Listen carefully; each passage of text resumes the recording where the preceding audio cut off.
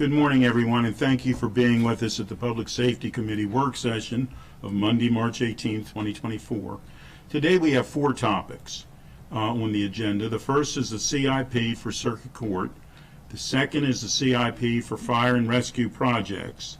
The third is the supplemental appropriation number 2456 to the FY24 capital budget, Montgomery County Government, Montgomery County Fire and Rescue Service, the HVAC, heating, ventilation systems, and electric replacement for fire stations, and that amounts to $397,000. And the fourth is a briefing on police staffing. As we begin, I want to thank Ms. Susan Farag for once again and always preparing a most informative packet for us. And unless the committee member, I know Councilmember Mink will be here shortly, have any opening comments, we're going to ask the first panel to please come down from the Capitol for the CIP for Circuit Court. Is anyone here? Well, they left you standing alone. Derek's here. Yeah. It might not be as bad as you think. I think we're good. I really do. It won't be. You're going to hold me to that? Yeah, absolutely. And I noticed you said as close to Ms. Farag as you possibly could, which is a wise thing to do. So. Close for phone a friend. Yeah, that's right. Phone a friend. Yeah. Ms. Farag, if you could please. Sure. Good morning, everyone. This is a new project in the CIP. It's providing $2 million for the design and replacement of audiovisual systems in 18 of the South Tower courtrooms. Expenditures include a 2-year warranty and an option to renew.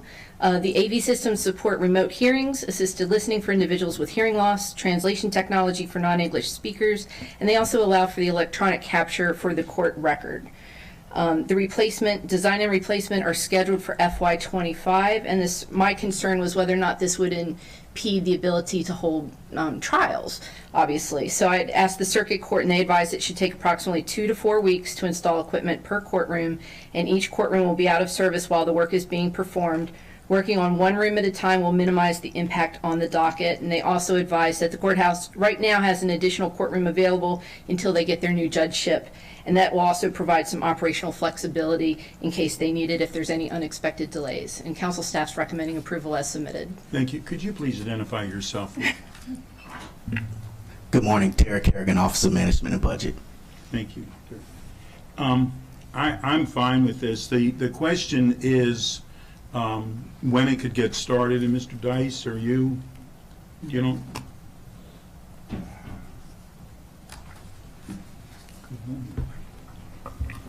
Good morning, David Dice, Director, Department of General Services. We're working with the courts on some other related courtroom improvements, ADA improvements, court security, which the council will see later. This project is taking place in advance. I'm aware of it, but the need for the AV work is paramount to a priority for the court. So they're going to proceed with that. We're not doing it. This is through a court contract. I got you. Go ahead, please. Thank you, Ms. Farag, for the packet. I guess one of my questions, and I'm not sure any of you can answer this, is there only one spare courtroom available in the circuit court currently? Anybody know? Again, related to the work that we're forecasting to do there, it's pretty tight. Right. And they're going back and forth between the northern annex and the new southern annex. So right. It really is a bit of a shell game, perhaps a little whack-a-mole going on. There is not a lot of spare room at the court at all. And the reason I was asking, and this is, I mean, one presents a logistical problem, of course, for both projects, the one you're talking about, and of course this AV update project. But and you know, it's no secret that we had docket backlogs that were COVID related, but at the same time, we've also seen an increase in civil and criminal docket volume. Period. Family court too. Don't want to forget that. I'm putting that in the civil arena. But it's not. I don't know. I mean, I know that from when I first got licensed to practice, the bench was smaller, and it is bigger now than it was before. But I don't know when the last time was that the circuit court bench was expanded, and it sounds like they're about to get one additional new judge So, Ms. Frog, do you know? I don't know. That's something I usually check on during operating budget, and I haven't had a chance yet to Okay. talk to him. I think that would be great to talk about when, as that's coming up, and that's on deck soon too. But that was my only question, and of course I support the request as submitted. We're good. It'll be a 3-0, Ms. Frog, and thank you all. I'm sorry, did you want to comment on this, please? Rachel Silverman, OMB. No, I just wanted to point out that it does look like there's some phasing assumed by the circuit court, but we do have to appropriate all the money up front so that they can enter into the contract. Okay, thank you. Thank you very much. That's a 3-0. Thank you. We're going to go to item number 2, which is fire and rescue projects. And unless the committee has anything to start off with, we're going to go to the Susan Farag show once again.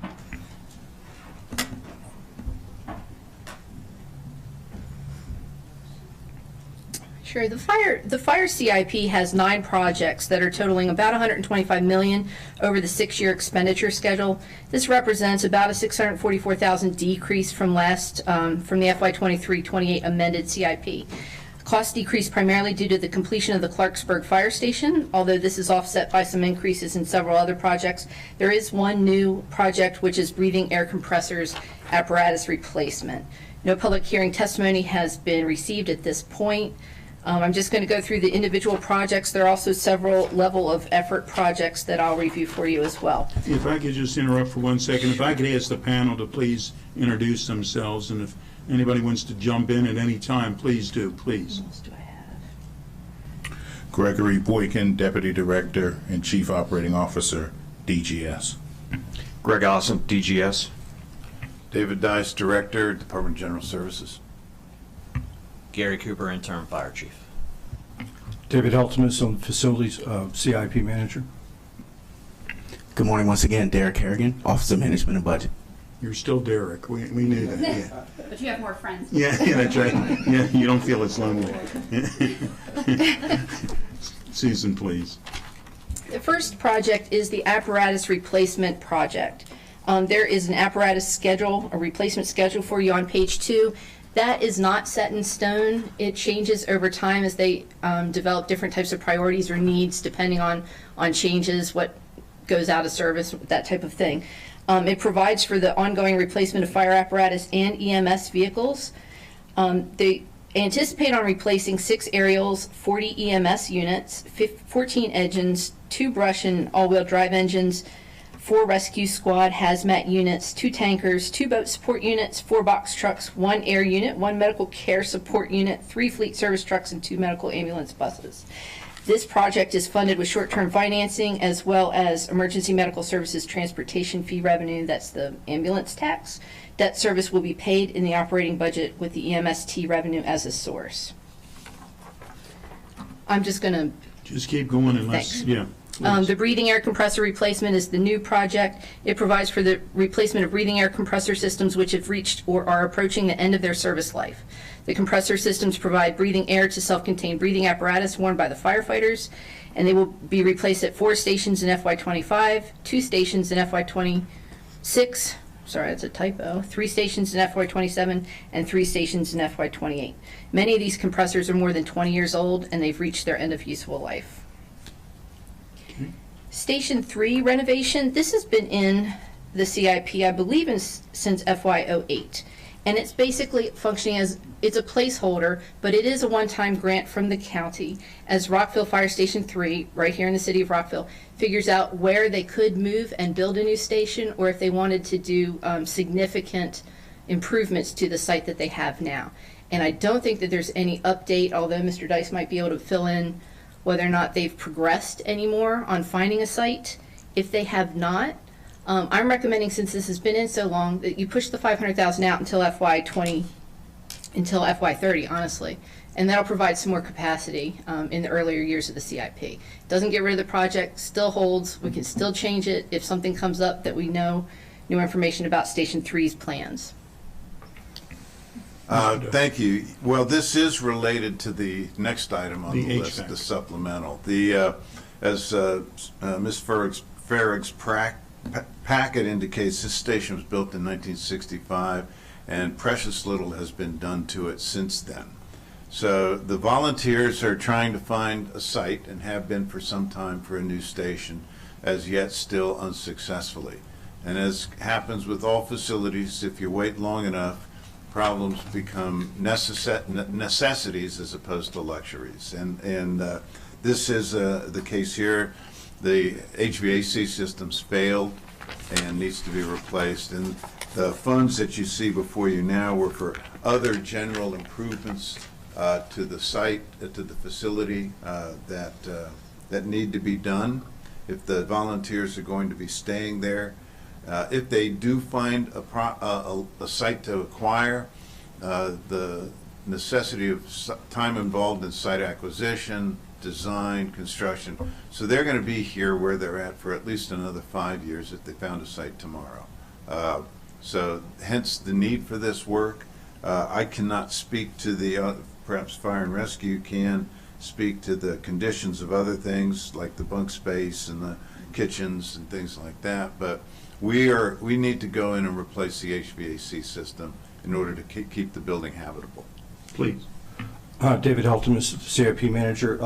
I met with the city fire station, 2 chiefs and a captain. They did hire a third-party architectural firm, so they are looking into avenues of trying to enhance the station, given the situation of finding a site. So things are actually progressing. Within, I want to say 90 days, we should have a report for the condition of the station. They want to look at various aspects to improve the short, medium, long-term construction for that station, and looking at the timelines. My recommendation is keep that money in FY26. I would not push it out further because there are things that are hitting the road at this moment in time to be able to use that money.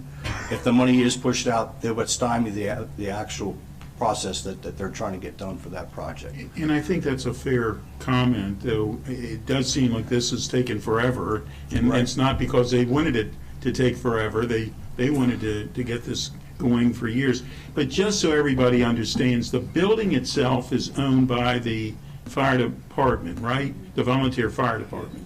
And we, of course, we being the county, because there's good partners, et cetera, enhance their building.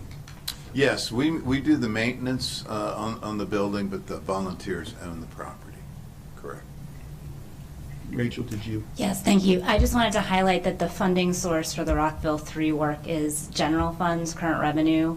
And so it is something that we look at every year in terms of project readiness and reevaluate, but deferring it beyond the 6 years will not increase your general obligation bond capacity.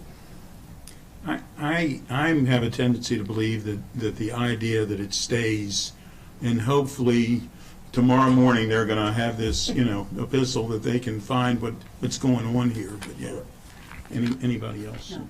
Are you good? So we're going to leave it as it is, Ms. Frog. Great. The next project is White Flint Fire Station 23. This is $41.9 million in total. Design began in October 2023 and is expected to be complete by December 2024.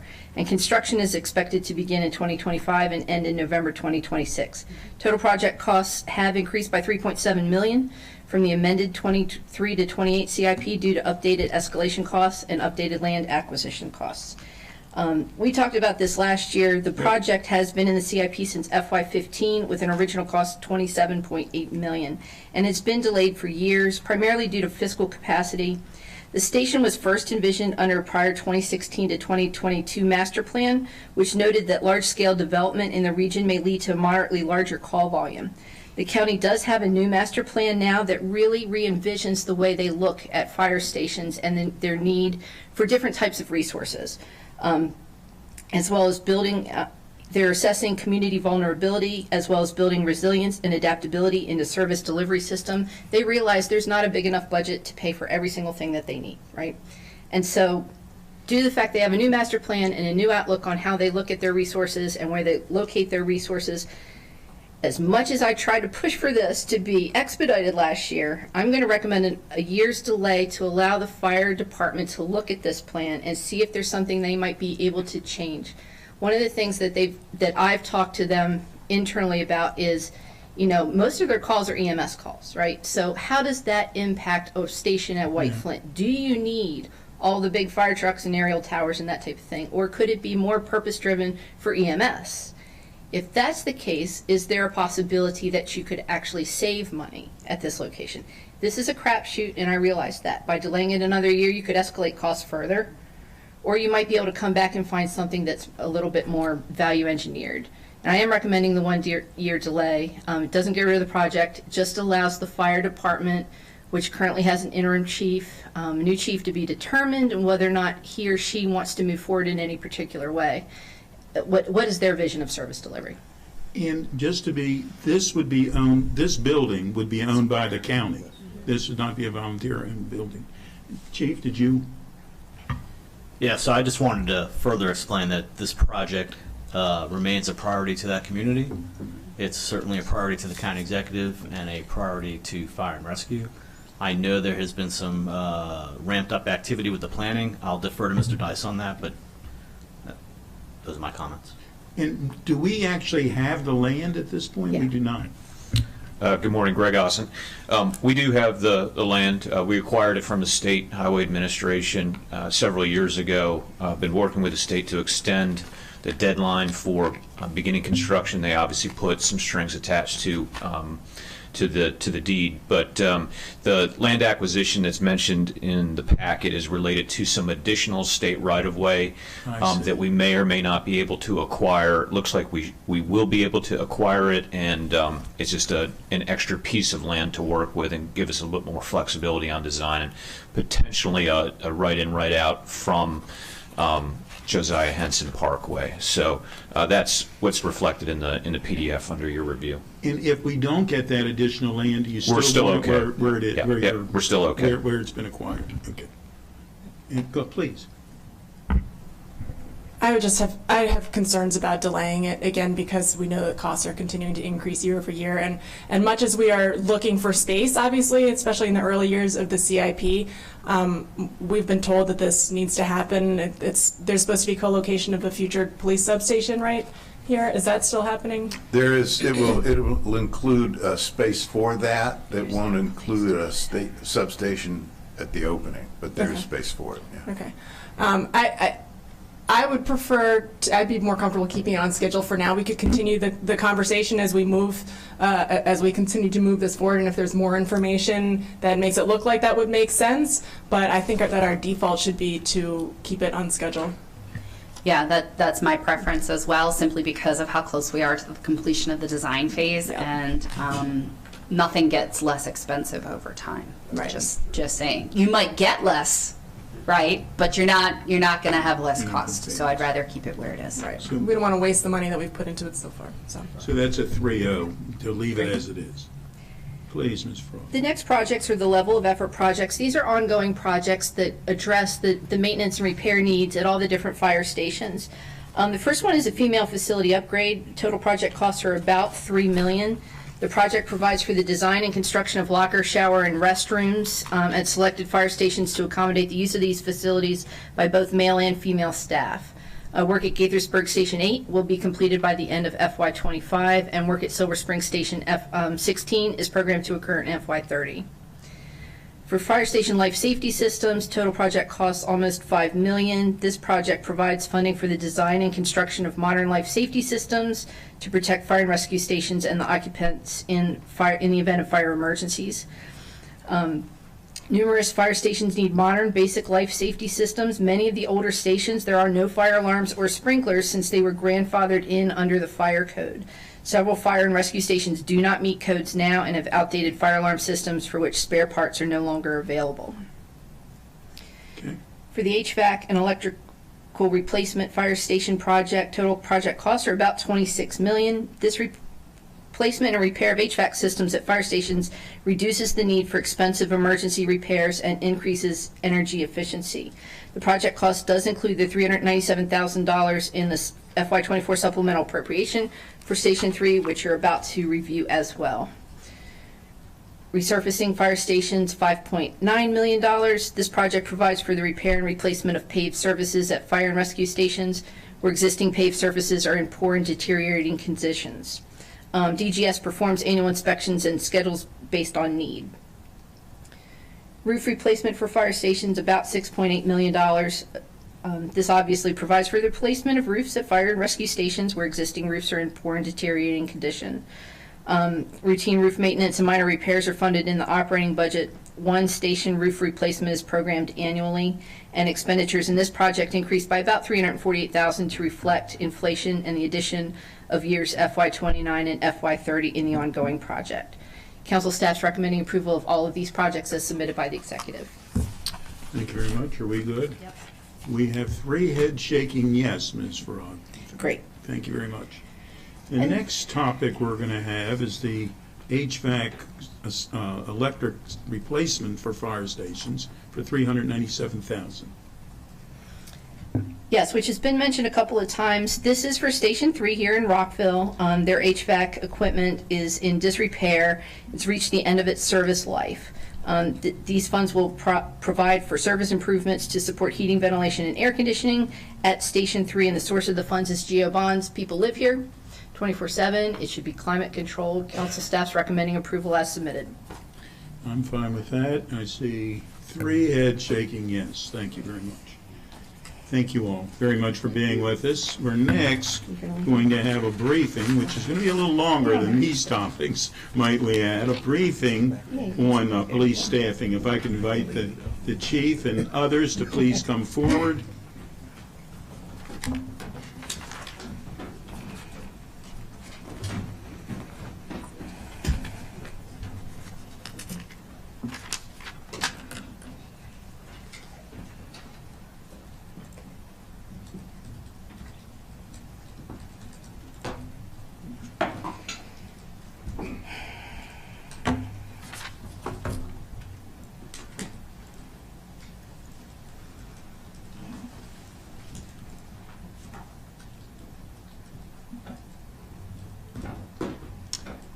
If we could have the panel introduce themselves, please. Good morning. Marcus Jones, Chief of Police. Morning, Chief. Good morning. Willie Parker Lone, Assistant Chief of Police, Chief of Patrol Services Bureau. Good morning. Darren Frank, Assistant Chief of the Management Services Bureau. Good morning, and thank you all for being here. And as we begin, we really never thank all of you who are in uniform and out of uniform for doing all that you do. We sincerely thank you. And unless there's other comments, we're going to ask Ms. Farag to lead us through this important topic. Sure. I wanted to do a really in-depth staffing briefing for you to prepare for the FY25 recommended operating budget. And I need to really send out a shout out to Lieutenant Kim, who put up with me for about a month or so to get all of this information. I noticed she's together. sitting further back, though. She remembers you. Yeah. But it's very much appreciated. Short staffing, you're very well aware, the police department's been short staffed for several years now. You're aware of the underlying reasons. One of the biggest drivers is there were a whole bunch of police officers hired in the 90s because crime was really high. Those individuals are now at retirement age, right? And that presents its own concerns in terms of attrition. It's not just losing bodies. It's not just losing staff, but it's also losing subject matter expertise and institutional wisdom and knowledge, right, that helps police departments run well. So at the same time as, we're losing staff, crime has also increased, particularly violent crime. The department is down 179 officers right now. That's about a 14% vacancy. And civilian professional staff has about an 18% vacancy rate. And quite concerning to me, the Emergency Communications Center has a 43% vacancy rate. Prior attrition projections estimated as many as 258 sworn vacancies by next year. The department has changed its attrition projection methodology, which now goes through June, but even that is showing a 200 officer deficit total. I'm going to walk you through where the department is, what they've done in terms of recruiting, retention, different initiatives to help act as force multipliers within the department. But one thing that we haven't really talked about much is resource allocation. We've missed the recruiting window, unfortunately. It takes about 18 months to get officers on board. That doesn't mean they should give up on very proactive, and they've got a lot of innovative things going on in recruitment right now. It doesn't mean give up on that. It's just like it's not going to fit and help as much if we do have a crisis in 2025.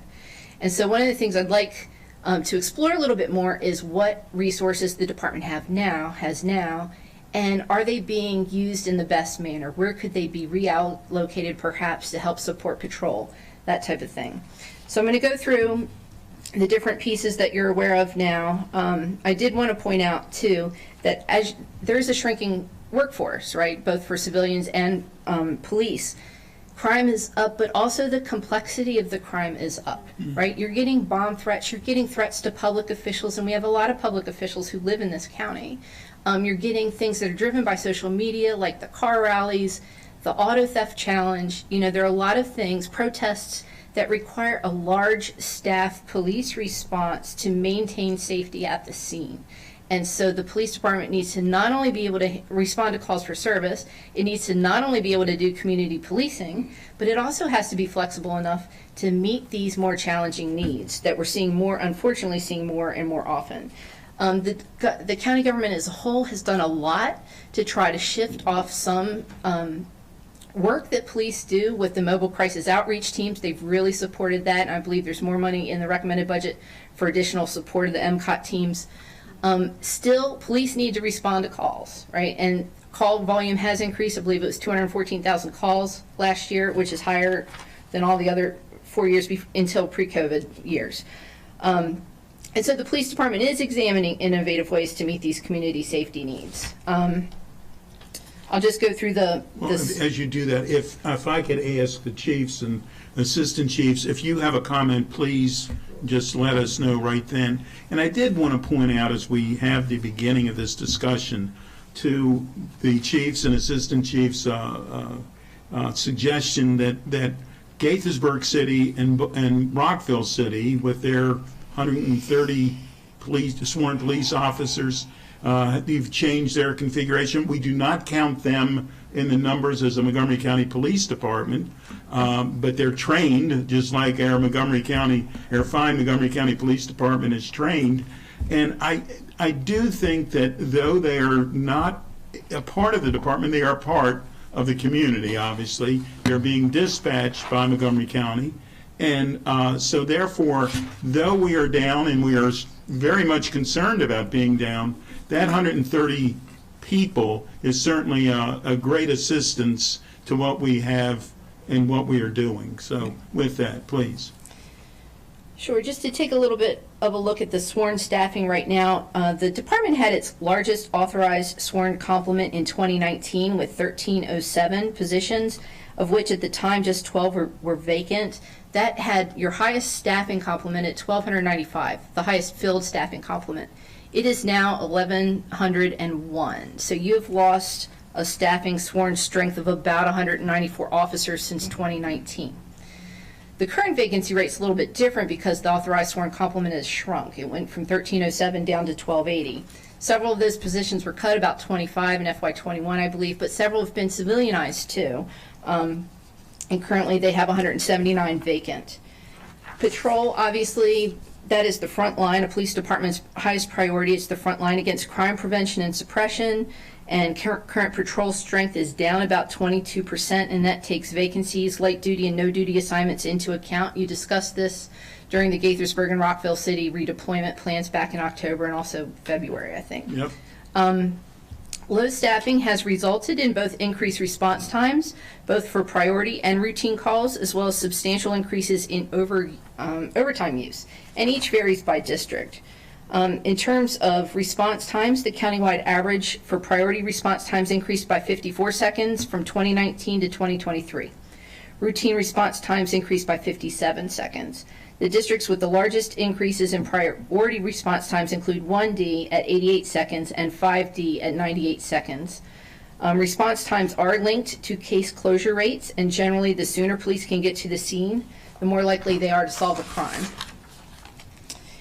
Another impact of low staffing is the use of overtime. In 2022, the patrol districts had about 80,000 hours of overtime worked, and in 2023, that jumped to 122,000 hours of overtime. That's a 54% increase across the county.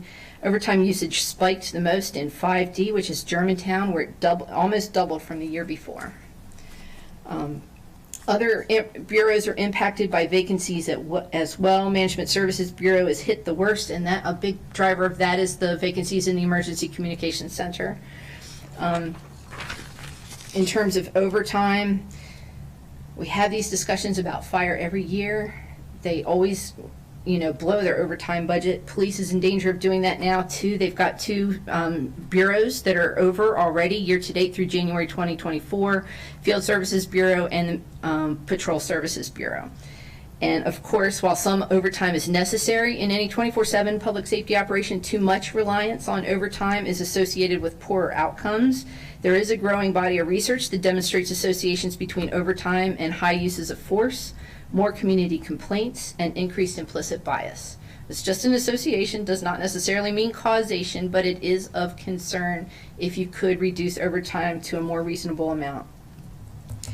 In terms of sworn attrition, that's actually dropping some. In calendar 2021, the department lost 90 officers. In 2022, it lost 144. In 2023, that rate slowed last year in 2023. They lost about 118 officers total. Their recruit classes have brought in 38 new officers, resulting in a net loss of about 80 officers. That dropped the field sworn complement down from 1181 at the end of 2022 to its current staffing level of 1101. There's a attrition chart in the packet for you to look at the projected attritions. Currently, 32% of officers are eligible for some sort of retirement. Those who are entering the drop have declined from a high in 2020 of 59, went down to 8 persons entering the drop in 2023 and 4 persons entering the drop so far this year. This decline in the drop enrollment, if it holds, may really help the department stabilize sworn staffing, and additional focus and investment on their recruiting should help. Last year, however, there was a bill passed which is codifying part of a collective bargaining agreement with the FOP. And that changes some pension multipliers and years of service. And that's effective January 1st, 2025. It would allow people to retire with a slightly richer benefit at 34 years rather than 36. And there is some concern, both through an actuarial analysis, and the department has some concerns as well, that might be the reason why attrition is slowing in terms of resignations and entry into the drop over this past year, that people are waiting until 2025 to get the enhanced benefit.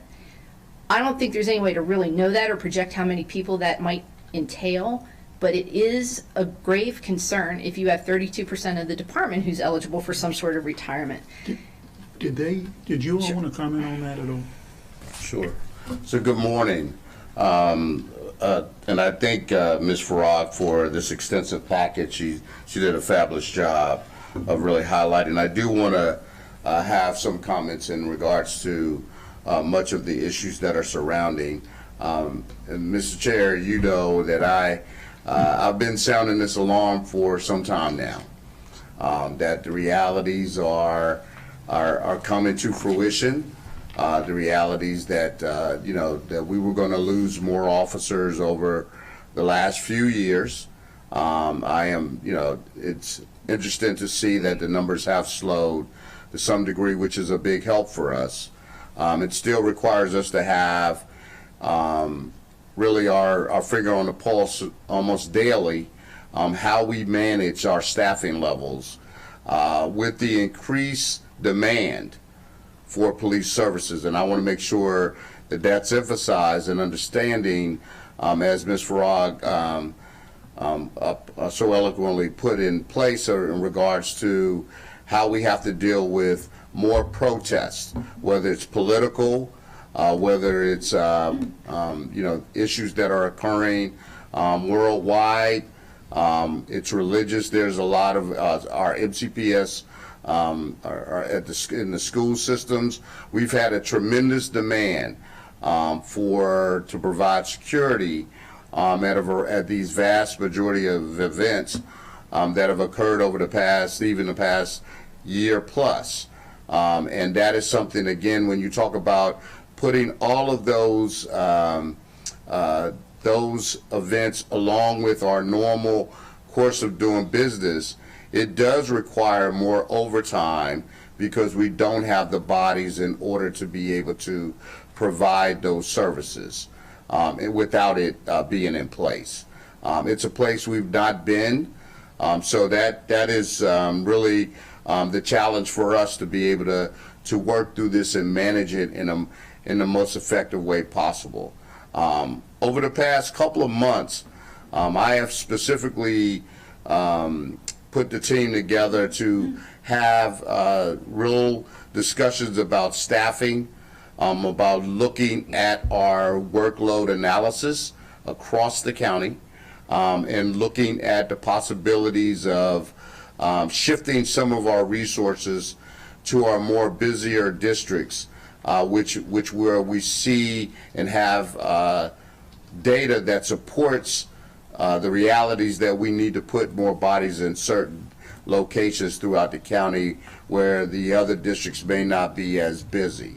I will say the plan that we put forth in working with Rockville and Gaithersburg, to be quite frank, I think it's really too early to tell the total effectiveness of said. Yeah. I think there's still some, I would say, for example, working with the first district in the Rockville City Police Department, that has went very fluently because I think we were already aware that the resources that they already had in place and how they had already functioned, that was going to go pretty seamlessly. Gaithersburg has been a little bit more challenging. There's still some demands from the 6th district to provide support to the Gaithersburg City Police Department, and we've done that without complaint.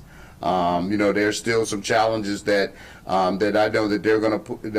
Chief Stroka is working on putting some places, some staffing in places to help support that. But then we still have this growing community, not only in Gaithersburg, Montgomery Village, that we need to really stay abreast of those changes that are going to impact policing.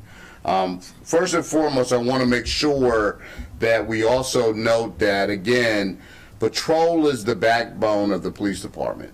Our Patrol Services Bureau, that is the 911 responders, those are your non-emergency, these are your officers out in not only doing their community engagement, but they're also out there doing some traffic enforcement, though that is not the vast majority of what they do. And handling traffic collisions and a variety of other assignments that patrol. But this is a reality that these are this is the priority for us to make sure that these officers have the necessary staffing to be able to respond to these calls and get to them in a timely manner. But you'll also note, and I've stated this before, even in our other bureaus, whether it's the Investigative Services Bureau, which mostly derives of our investigators, our detectives who follow up on cases, there are high demands, right, in those fields as well. But I have made the decision, and I've stated this again before, that there are some vacancies in those divisions. And I prioritize where we fill those vacancies in the what I call essential positions that we need to make sure that we have enough investigators, such as in our major crimes division with homicides, the rise in carjackings and robberies.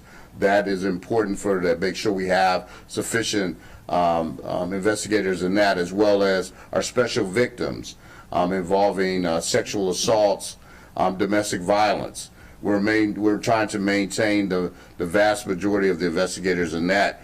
And then we also have our Field Services Bureau that provides support. They also have vacancies. And so there is, again, all of the vacancies that come open. Of course, those are position vacancies that go through a competitive process. And that whole process begins with the assistant chiefs working with their directors to determine whether or not that, in fact, there's a need to fill that position. and then the assistant chief comes to me, and we put our heads together, and then I make the final decision whether or not that position can be filled or not. And then in some cases, I say no. And in a lot of cases, I say no.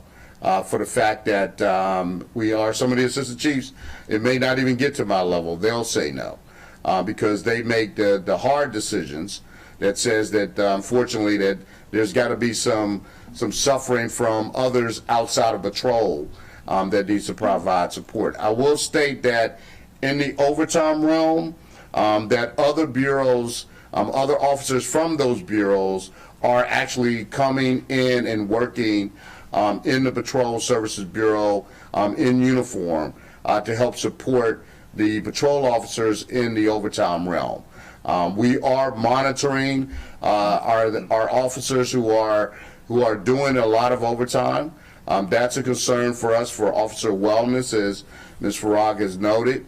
We pay attention to cases of use of force and the issues surrounding not only that, but of the officer wellness. And there's another point I wanted to make, and it slipped my mind. But those things are very important. Oh, the other is about complaints.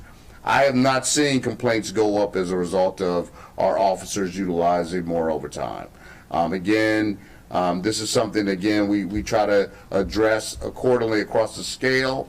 And again, when you're working in a 7-day-a-week, 24-hour setting, it just requires, again, officers doing things outside of the norm. You know, when you have a car rally that's going to happen on Saturday night, that we get some information, and the very interesting dynamic about this is we get lots of information about car rallies weekly. We work with the state, we work with MCAC, with the state police, we work with our other surrounding jurisdictions sharing intelligence. And the ironic piece is that there are times when we put together these overtime details and the car rallies are expected here in Montgomery County, and we provide officers to provide the visibility to deter that these events occur, and these events never occur. And so you never hear about it. It's good. But what you do hear about, right, is the one that does happen. And then everybody wants to know, what are we doing, right? Well, there are times when we won't know because of the underground, the way that they communicate.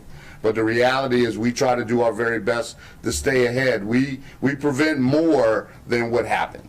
But this is an example, again, of, you know, again, when you have an event that occurs on Saturday night at 9 o'clock, right, where most people are at home enjoying time with their families, we now are bringing in an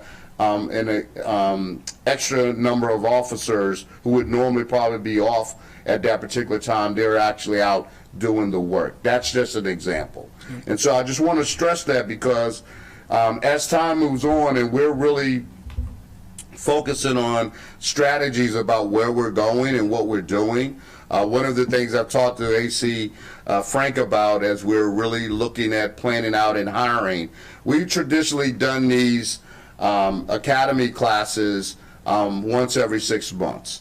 And we've been talking to many of our fellow law enforcement agencies across the country about some different strategies. And one of the strategies we're really kind of considering is to have more than 2 academies during a time frame that we can possibly train more officers through the year in more staggered months that will give us the ability to hire more and more people walking through the door in a timely manner. So these are things that are some ideas, right? Our heads are spinning. We're coming up with new and innovative techniques in the world of recruitment, retention, and a lot of other things that we think that will be very valuable as we are moving forward in this world of trying to really try to keep the lid on the pot boiling over. And I think that people's head are in the right place. We have challenges. I don't disagree. But the reality is we appreciate the support that this committee has given us. We appreciate the support of the overall council. But I will highly emphasize, as my time dwindles in this chair, I highly emphasize that it is important that the morale be supported for these officers who are doing this job. That's very dangerous, but they're doing something, they're going above and beyond. And again, I appreciate the support, but it's going to be very important in order to keep this train on the tracks that is a part of this this strategy. And Chief, I know that you have had similar conversations with us and others over the years, and obviously we all are, I guess, sorry that you predicted this to be correct. I mean, nobody wanted this to happen this way, but it's the reality, and this is what we have to deal with. You know, I've heard people say, well, you know, it's a national concern. It is, but we can't solve it nationally. We have to figure out how to solve it locally, and that's what we're working on. The whole idea, and obviously overtime is necessary, and we're not going to have anything that's anyone that feel like they're unsafe because we don't have enough people on the street. But the whole idea for overtime is a necessity, and I appreciate the fact that you bring back some people to be in uniform who might not have thought they were going to be in uniform when they took that uniform off, you know, several months earlier. But for the whole idea for the drop, and I guess that was the beginning of this conversation. Does that have to be bargained? Does that? Yes, if there are any changes to the deferred retirement program, otherwise known as the drop, it does have to be bargained with the FOP. Again, it's an idea we've talked about again with the FOP in order to, you know, again, enhance the drop, but also not only from an enhancement standpoint, but the reality is, again, that you would keep, you know, again, officers, and it's more than just the bodies. It's really about the mind. Really, right? It's about, you know, these are your subject matter experts in a lot of different areas, and institutional knowledge is valuable, and people, we have to understand that, right? We just don't want to watch a lot of this institutional knowledge walk away from this county, and you then depend on, you know, very young personnel to have to really kind of try to play catch up, and it takes years. It is not something that can be done in 6 months. You know, again, in a variety of different functionalities of policing. And that's important because you're going to provide a better service when you have that extension. Is it going to cost?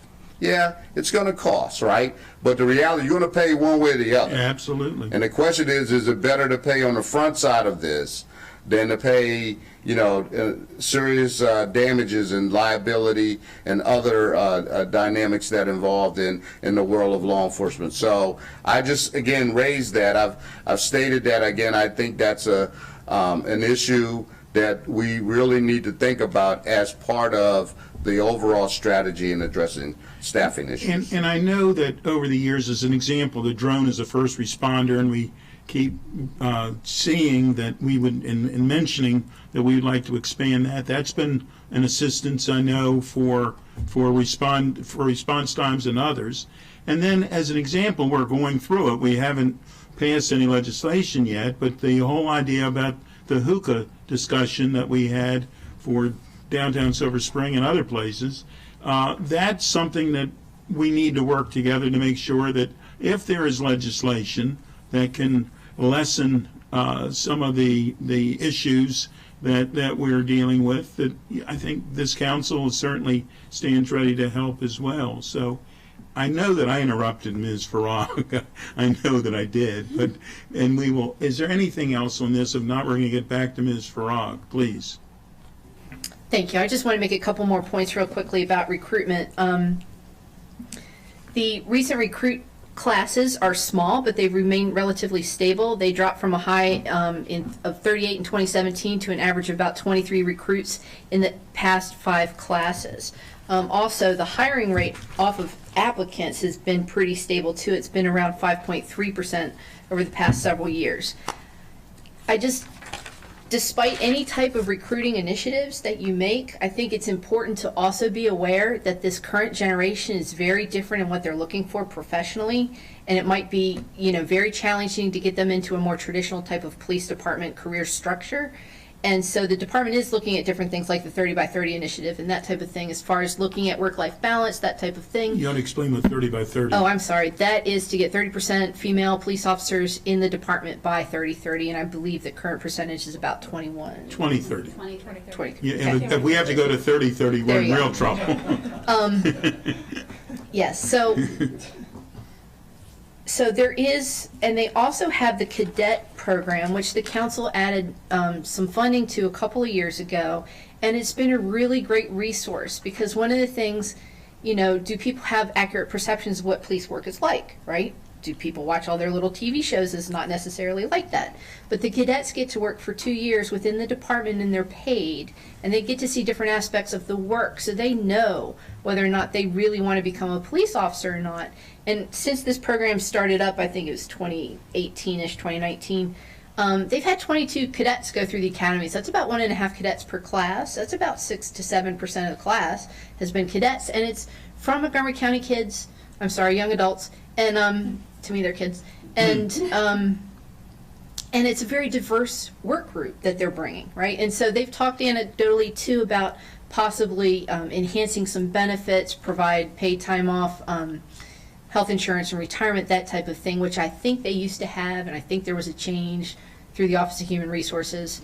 I don't see that in the recommended budget, but I did want to put that on your radar, because I do really think that this is an effective tool. I don't think you're going to start seeing the classes again of 55 people, which is what they used to have when I started doing the police budget. So it's really, the more precisely you can target that, the better, right? So other things that they've been doing, the public safety emergency communication specialist attrition. This is very concerning to me. Of the 150 authorized positions, 64 are vacant. They've adapted by combining call channels for dispatch, but the short staffing also impacts aspects of operations, including training and quality control and supervision. The good news is the department advises the average time to answer calls in January this year was 9 seconds, and a standard, and I'm not sure what NINA stands for, but a standard answer time is 15 seconds. For calendar 2023, the average answer time was 10 seconds. They are hiring, but not at the rates they need. They got 9 in 2022, 11 in 2023, and so far this year they've hired 4. Last year, council did pass a bill that codifies a collective bargaining agreement provision that permits emergency communication center employees to shift to a pension retirement option, to a true pension. And anecdotally, many of the telecommunicators had expressed a high interest in a pension benefit, and the department advises it has seen, quote, a meaningful reduction in the rate that they're losing telecommunicators following the announcement of that contract agreement with the pension. There's several initiatives that the department is taking in terms of program and staffing changes to support patrol. They've shifted officers away from City of Rockville and City of Gaithersburg for primary responses, and they're redeploying those officers to higher need areas in the county. They've shifted the afternoon shift start time a little bit from 3 p.m. to 2 p.m., and that better covers when service demands are higher. They're exploring a retired officer program, which I'm sure they can talk about in much more detail. They're assessing positions to civilianize. They're evaluating specialized position vacancies, as Chief Jones just mentioned, before filling them to prioritize patrol strength. They're expanding the use of automated traffic enforcement under a new contract, and they've implemented several new innovative technology-based programs that assist patrol with responding to calls. They free up patrol officer time to respond to other calls, and they help solving crimes. And I've listed some of those new initiatives in the packet. You're very well aware of the Drone as First Responder program that's been before council several times over the past 6 months or so. Just in November and December alone, that helped cancel patrol from responding to 22 calls for service, which freed up 40 officers to respond to other calls and activities. It also helped the patrol with locating 27 suspects in various incidents. But there's also the Violent Crime Information Center, and that program was initiated in 2022 using some ARPA funding grant that was supporting violent crime prevention and suppression. That uses civilian crime analysts to assist patrol. They had just 2 analysts to begin with. Unfortunately, they resigned. The VCIC is currently open 40 hours a week because of that staffing level. However, the good news is the department was able to bring on 2 new analysts who are retired police officers, but that's through a contractual company. That's not a direct hire. That leverages their subject matter expertise, and that's increased the value of the VCIC. It's actually helped departmental investigations in 171 incidents, including 2 homicides, 35 robberies, and 16 serious assaults. I have a couple other programs listed.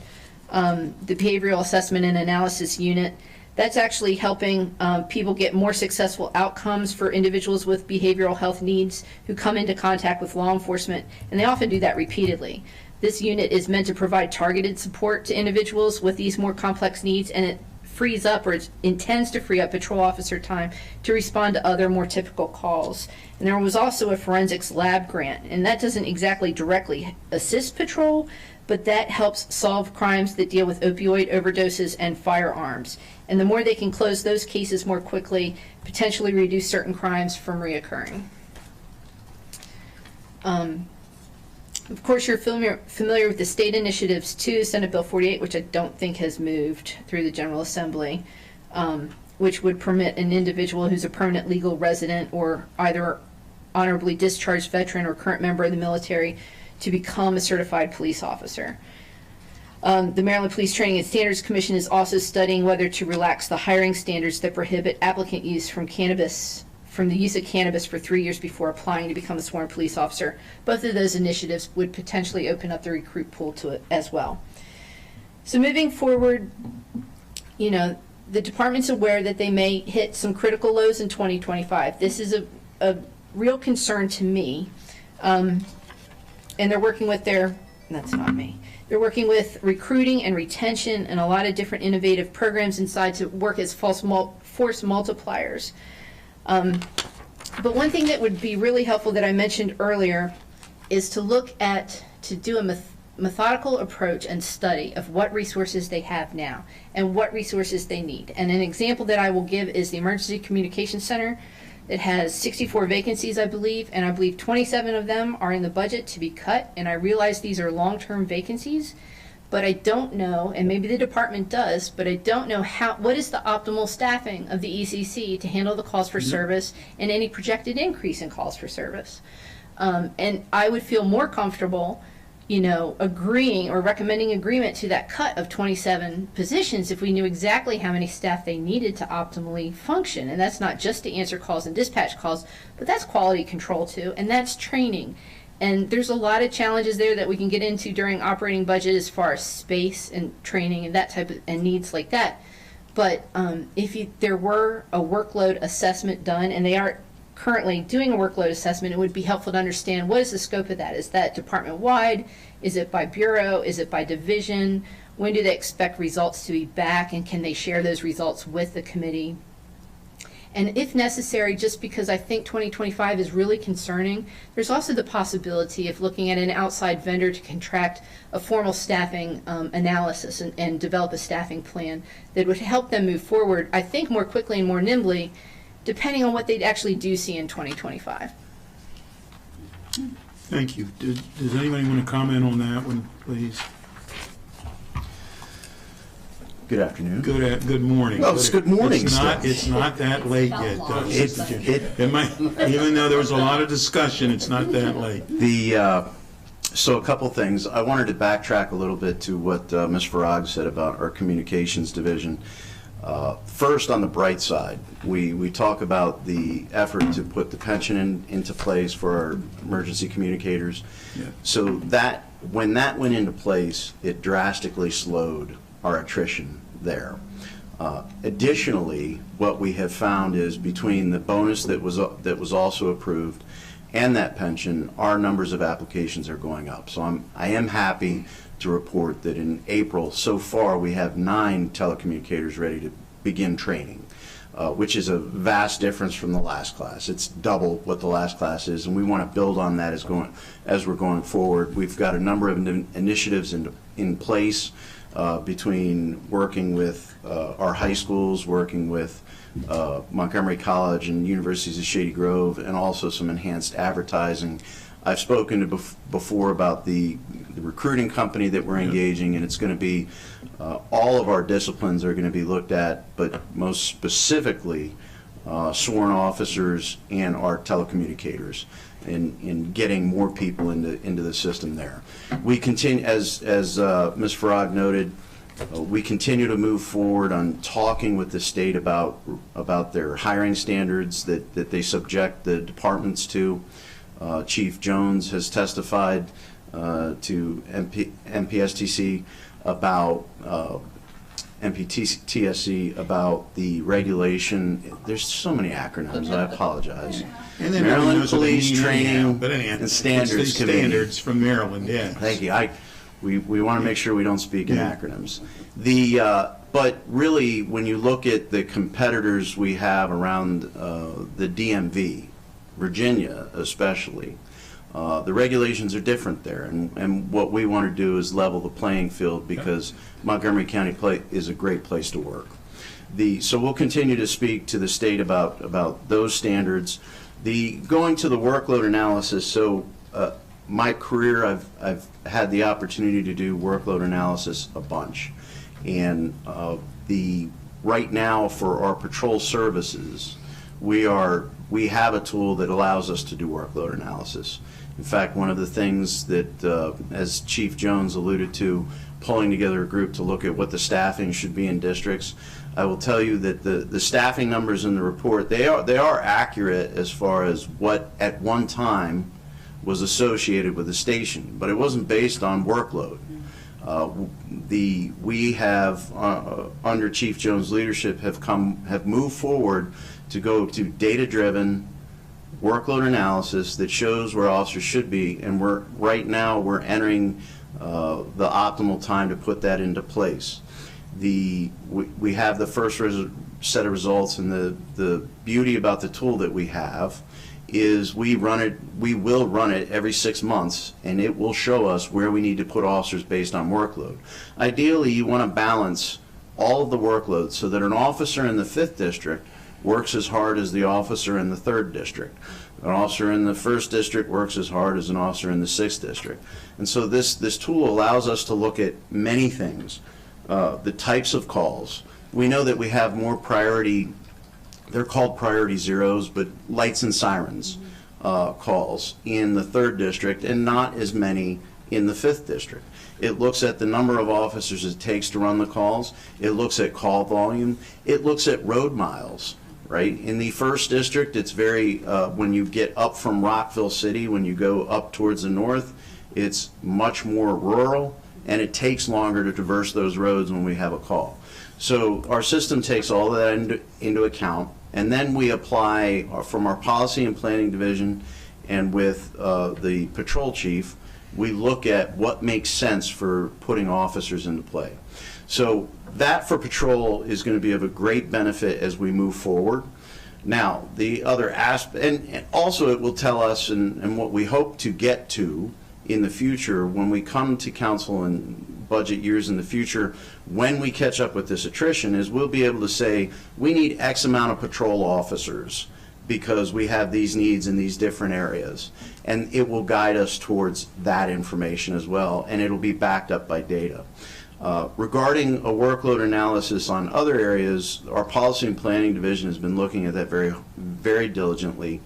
What I will tell you is it's very hard to do workload analysis outside of patrol, because there are in patrol you have a CAD system that you can look at that contains all of the data. When you look at investigative units, you have to look at some different benchmarks. There's a lot of debate on what you do look at, on the return on investment of different things.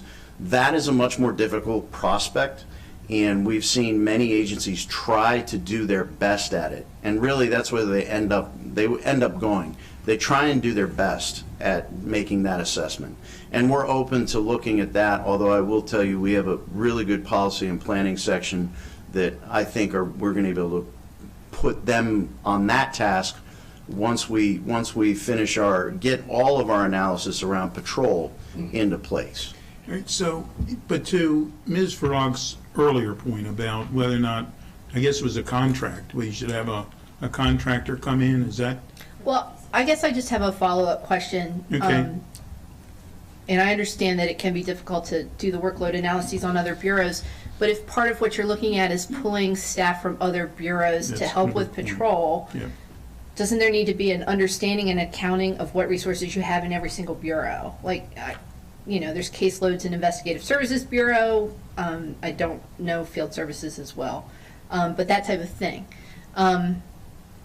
And would it be helpful, and I agree policy and planning is great, they're amazing, and I just wonder that if an outside company doing a staffing analysis and workload analysis of the entire department might be quicker. You do have limited capacity, you have the 18% civilian professional staff vacancy in the department. Would it be quicker, faster, and more comprehensive to contract to get that done so that they have this information at their fingertips if there are concerns in 2025? do you want to comment on that, please? You just cut it off, yeah. Maybe you don't want to comment. No, I do have a comment. So, yes, getting an outside vendor, anytime you bring someone in to look at what we're doing, especially a fresh set of eyes from the outside, can be helpful. What I will say is Chief Jones has put a number of things into place, and we've analyzed a number of things already about the different, he mentioned major crimes, right? We've identified the areas where we cannot have shortages. And so we've identified anything dealing with homicides, robberies of commercial robberies, carjackings, crimes against children. So we've identified those as very critical areas. There are other areas that we are looking at. We're looking at nationally what we know about closure rates. And as Chief said, patrol is the backbone. Patrol is where crime is solved for the vast majority of cases. Our investigators do fantastic work and give great follow-up to our citizens on crimes, and they also help to close things out as the picture comes clearer. But there are places where we can have less staffing and not necessarily reduce the amount of, reduce our results. And one of the ways that we're looking at doing that, Chief Jones has proposed a retired officer program where we bring back officers on a part-time basis. And what we are going to do with that is put them into those areas where we have determined they're not the critical investigative, and critical again, it's not to diminish any work that our investigators do. But as we know, homicides have to be investigated with the most resources we possibly can. But in other areas where you see nationally that we don't get as great a result, burglary would be a good example. We can bring a retired officer to make those connections on burglary cases and do the follow-up there as far as supplementing reports, looking at different trends. They can take up that work while our district investigators maintain their focus on critical things such as aggravated assaults or non-contact shootings and contact shootings. So by doing that, we'll be able to maintain, and we're going to continue to look internally. So either option is good. I guess the main point is we're on top of it and we're working hard at it. All right, and then the other question becomes, is a patrol officer is not just a patrol officer. They have to write a report, they have community policing. I mean, we can have a long list. Are you taking that into consideration as well for how much time a patrol officer is? So that is looked at. Our CAD data is looked at it, and that's how that's analyzed. So we have an accounting. Now, what I will say is we're working on improving the data that goes in, because our officers are doing their job very, very well. One of the things that we haven't focused on as much as we should have is having the correct data put into the CAD. So I'll give you an example. You just brought it up. A great example is our officers will go to a call, create numbers for a report because they're going to write a report, but they don't stay out of service to write that report, so we miss that time associated with the report. So that data isn't in the CAD, and we need to change that so that we have very precise information. But I will tell you, with the tool we're using, we can give very generous assumptions on how to write, how much time is needed to write a report, and that factors into the staffing analysis. We know right now that our districts, depending upon the districts, between 22% and 26% of their calls for service require a report. Now, there's all kinds of differences in the report. Right. One report could be a theft occurred earlier, and one report could be a robbery, both very extensive, but what we have applied, because we have the capability to, we have applied a standard that we think is fair for how long it takes, an average standard that we think accounts for all of those variances and goes into our workload analysis. Right, and when Ms. Frog mentioned that you hired a couple civilian retired officers who were civilians, and that they went through a contractor, I guess. Are you counting those numbers in for vacancies for civilians? So we're not. No. No, we're not. We're not, and we're certainly not looking to supplant any of the positions we have. I'm not suggesting supplant. Oh no, I know, sir. Yeah. They're not counted. They're contractors, and they fall under. They actually fall under the same as Ms. Farag noted. The contractors that ended up resigning, they're in the same position that we were using grant funding for.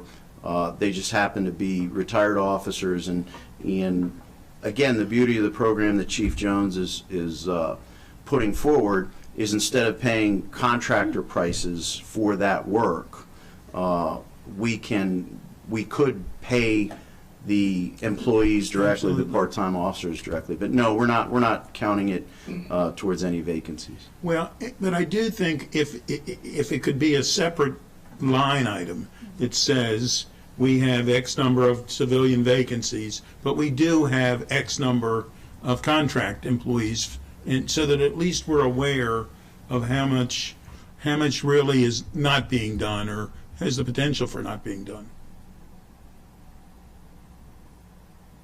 Is there anything else, Ms. Frog, at the... Please. Yes. So the council analyst noted that she did not see the cadet program in the CE's recommended budget. There is an amendment forthcoming that the program will be funded at about $495,000 with FEMA reimbursement dollars. Thank you. Are you? Go ahead.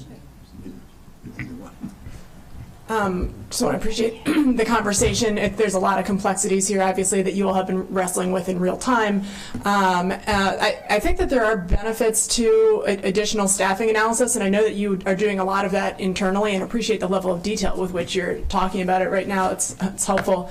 But I think it'd be worth considering either asking a contractor for support or OLO. I know that their workloads are always heavy as well, but there's a lot of different areas that could potentially be dug into, and as we're talking about now, limited resources within MCPD too. So I think it's something that might be worth thinking about, and also the complexities with if, for example, as we're adding MCOT teams or trying to, obviously hiring an issue is an issue there as well, but thinking about how that interplays with the workload that officers are experiencing on the ground. We've certainly heard from officers trying to deal with the fact that you've spoken about this, Chief Jones, about the fact that MCOTs, we don't have enough of them to deal with all of the times when officers would like to have them come into play. And so how does that impact, if we were to staff that up properly, which is going to take some time, but if we were to staff that up properly, what does that look like then on the MCPD side? And then that's also going to be impacted with the protocols that we end up actually, using. So all that is to say that I think Ms. Farag raises a good point about staffing analysis being something that we might want to look into more in depth, maybe if it's even just to supplement the work that you all are already doing internally. Please.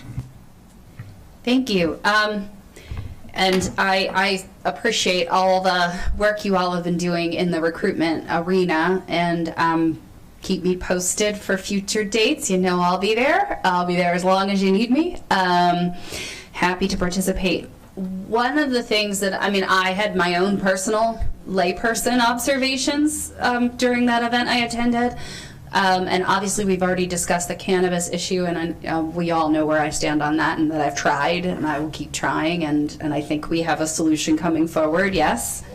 Yes. But what are you seeing as the biggest barrier to acceptance into our academies for those who show up who are interested? First of all, council member, I would be remiss if I didn't recognize you for your efforts on the cannabis issue. You started the ball rolling with us, and we greatly appreciate that. We greatly appreciate the voice on that. So we're seeing a number of different things with the people that do come.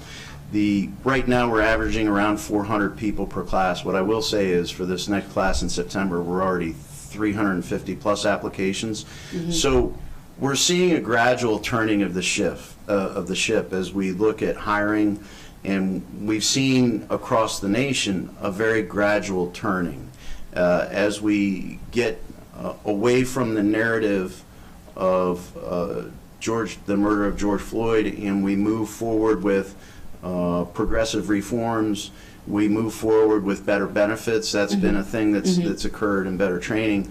So the things that we see now have to do with personal choices, lifestyle choices that people have made, mistakes, very drastic mistakes mm-hmm. that folks have made that disqualify them. One of the things that we're seeing a number of items crop up that whether it be more extensive drug use than cannabis, right.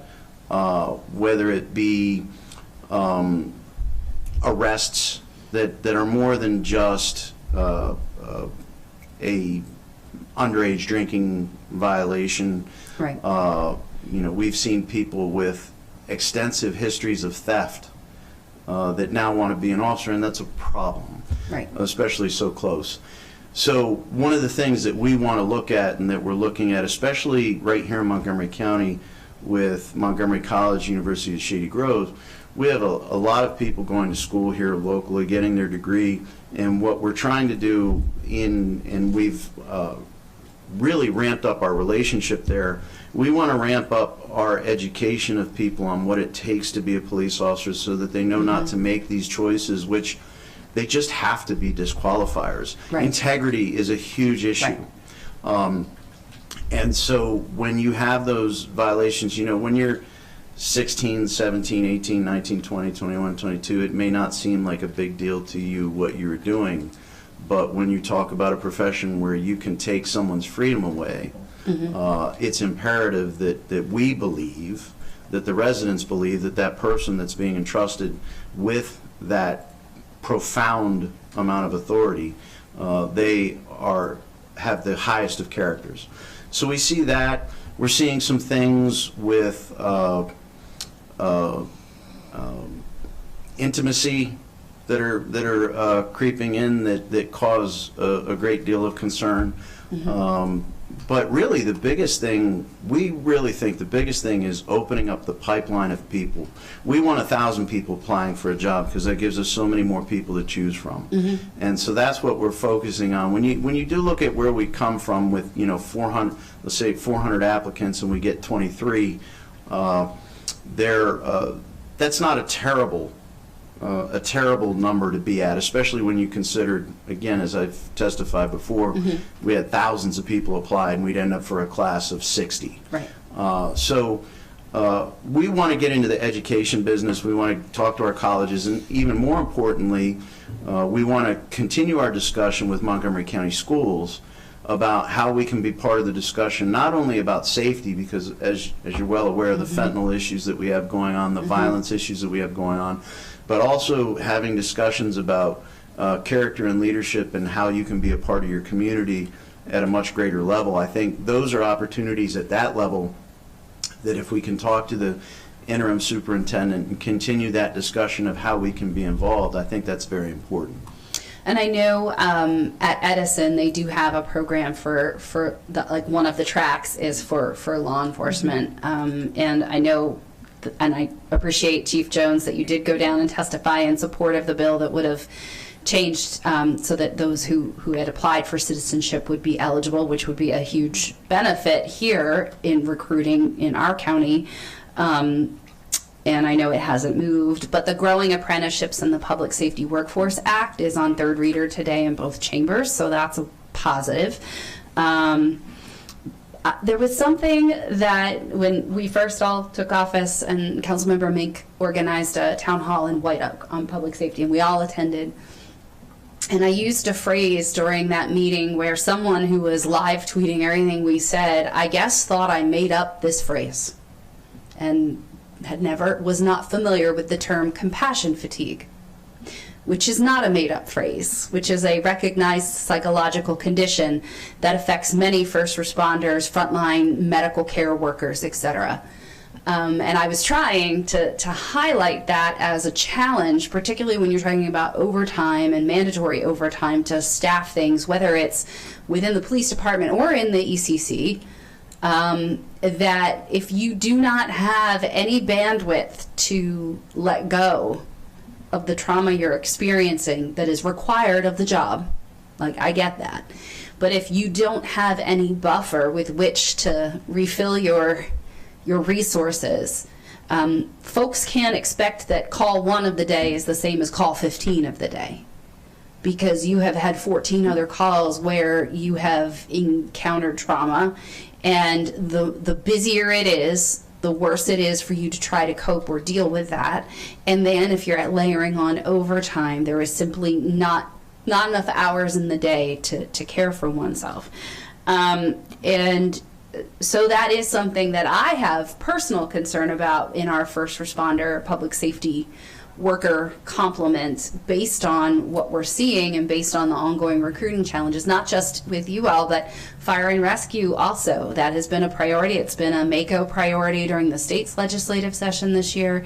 And we need to do better. But what are some of the things that you think have been helpful in trying to address that internally, to help with managing officer quality of life and therefore ability to respond? So thank you for that. Councilmember, I will say that what I am pleased that we finally got some traction on, we have an agreement, is that the FOP agreed to the county's Live Well program and really centered to be a solid base to get more of their memberships involved in a wellness program, and to be able to really advertise and market that to Holly. And again, there's a lot of things we've been doing at the Police Training Academy with our curriculum for in-service training to really talk about the mental health of our officers. It's really been well received. So that they understand the value of these quality of life issues centered around our profession, and that's something that I think we have to continuously have that conversation about. I take it upon myself to do an internal video throughout to the department to talk about those things about taking care of yourself and understanding that there are high demands of your time to be committed to this county as a result of the needs that we have. And there are demands every day, to be quite frank, of a requirement for officers to work extra hours outside of their norm. And it does, sometimes we have to have these conversations not only with our executive staff, which I am planning on having that conversation in the very near future, to stress to them about paying attention, having their, making sure their foot is on the gas of seeing what's happening around those that are under their command. To make sure and monitoring the data, and when we look at how many hours our officers are working, and sometimes you have to maybe pull on somebody's shirt and say, hey, maybe you should slow down a little bit, right? Because again, I know people, they have, their own personal needs, right? There may be a need that why someone wants to work that much because of financial stresses or whatever else that may be going on in life, but at the same time, you may not be taking care of yourself just the same.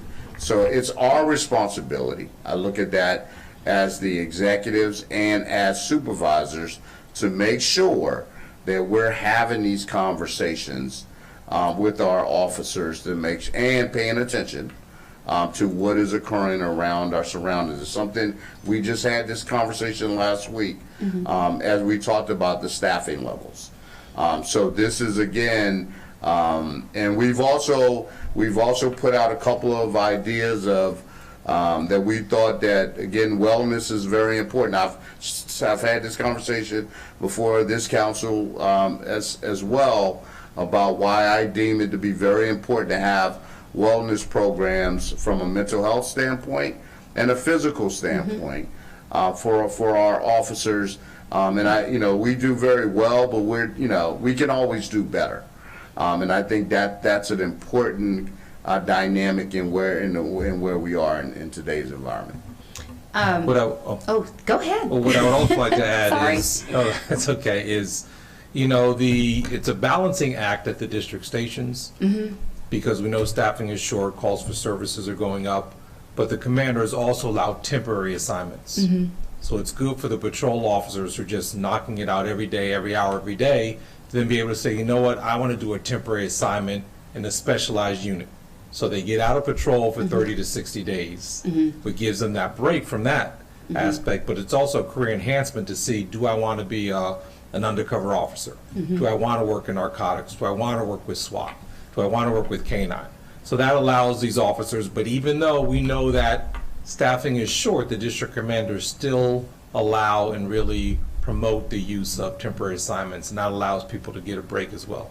And I appreciate all of the district commanders and their candor in discussing these issues with me, and their humanity in recognizing what their officers need. It's difficult, right? You've got a lot of people to manage and high call volumes to manage, but I appreciate that they don't lose sight of that very human aspect of the work. I know that you touched upon this, Chief Jones, with the First Amendment protected events that we're seeing, and of course increasing things coming up with election season upon us.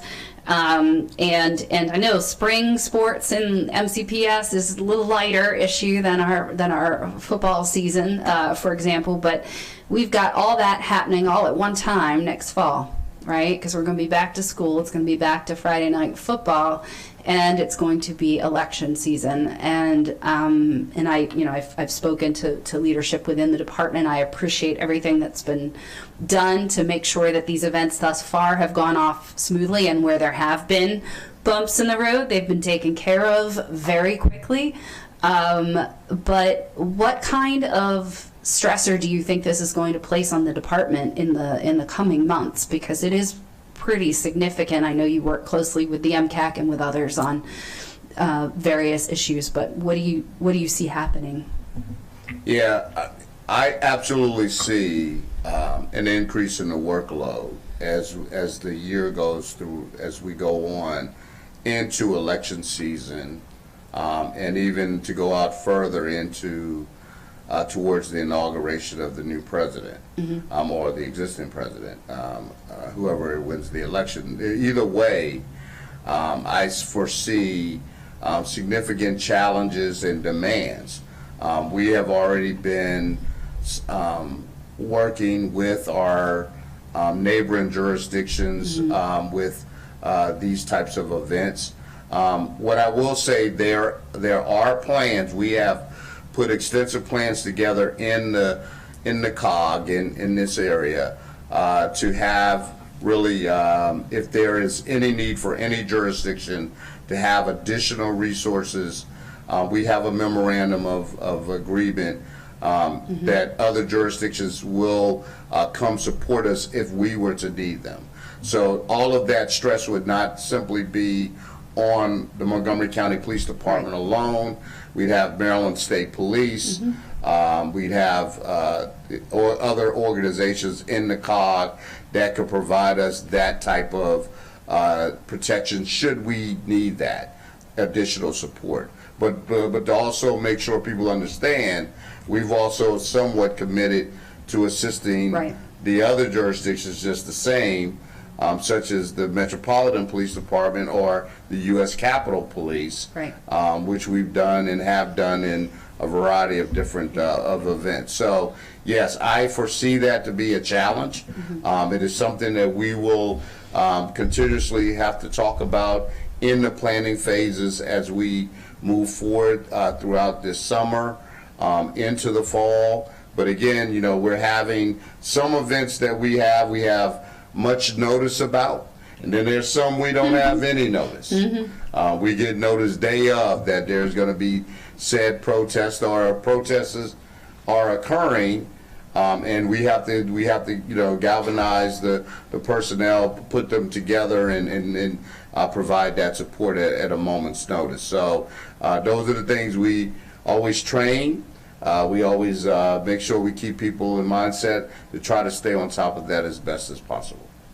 Thank you. And I think Councilmember Katz, Chair Katz, touched upon this in terms of the analytics for the investigative work, but I'm imagining that there's lots of layers to that, right? So there's no single factor ability to do that analysis, and I truly don't know the answer to whether anyone else, you know, someone from an academic institution has put together like a criteria of multi-factor variables that could be applied to your own data to do that type of analysis. And I think it's very challenging in that regard, because it's one thing to deal with an event that just happened, for example, last night, and then there's follow-up work that has to occur.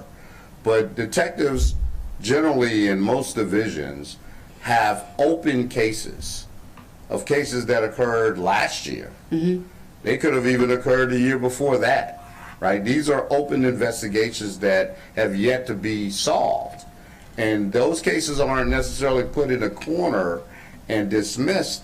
There has to be some type of, you know, kind of going back and reviewing and seeing if there's something changed. Is there more evidence, you know, that came in? There's times that, you know, DNA evidence is submitted, but the results of that may not come till months later. There's other analysis that has to be done through a variety of different functionalities of the investigation that they may need additional support on. So we sometimes think about the here and now, but we don't necessarily think about the yesterday. And when I say in months before that, and I think that's an important part of the analysis, because victims who, you know, were victims of a crime 6 months ago is still a victim, right? And they're still traumatized, and they want, and if that case hasn't been solved, there's still this doubt going on in their minds about, you know, whether or not my case will ever be solved or not. And so, again, in order to be able to produce the best product possible, right, you just can't remove people out of their responsibilities of having to do that follow-up work because we've got this other problem over here. And so that's a significant challenge for us. Thank you. Thank you. Councilmember Mick. Thank you. I wanted to ask you about a couple top-line constituent questions that we get, and Assistant Chief Frank, you might have a guess about where I'm going with this one. One of the most frequent constituent cases that we get in District 5 is particularly an issue in the Oakview neighborhood, but other neighborhoods as well, as in regard to abandoned vehicles, which are handled by the Vehicle Recovery Section, which has a huge caseload and minimal staffing. And Assistant Chief Frank, I know that we've talked about this, and you are actively working on looking at potential policy changes or staffing adjustments that we could make that would help to decrease the abandoned vehicles backlog. So I don't know how ready for prime time any of that is, but could you speak to that effort? Sure, thank you, Councilmember. And we appreciate your work on the abandoned vehicles. You know, when you go to these community meetings, there are things that really touch people and cause issues for them. It's interesting in Montgomery County because we've reached a point where we have families with more than 2 cars, which is a great thing, but unfortunately they become disposable. You and I talked about this the other day. Hey, you walk away from this couple $1,000 car, but it's happening at a greater rate than we've ever seen before. So our caseload is up. We have a backlog of right now it's hovering around 360 so cars. We're making some efforts at it. So regarding the staffing, I think there are things that we lost a position several years ago during the budget crisis, but I'm not so sure that restoring that is going to help more than what we can do with cooperating with our command staffs, which we've begun. We've begun to engage the district traffic complaint officers, and we want to expand our engagement with the district commands to help us with resolving this backlog of cars. One of the things that we get is we get complaints of cars that are not parked in front of a residence, but are registered, but don't move. Mm-hmm. And so one of the restrictions on us is that we have to go sticker the car, and the car has 48 hours to basically move. So it's really a little bit of a game. We sticker a car, and somehow someone gets enough energy to get it moved down a space. And that restarts the car. As I was driving here today, I passed a car that was driving and had a sticker on it, and I wanted to be like, thank you for finally moving your car. Thank you for moving it.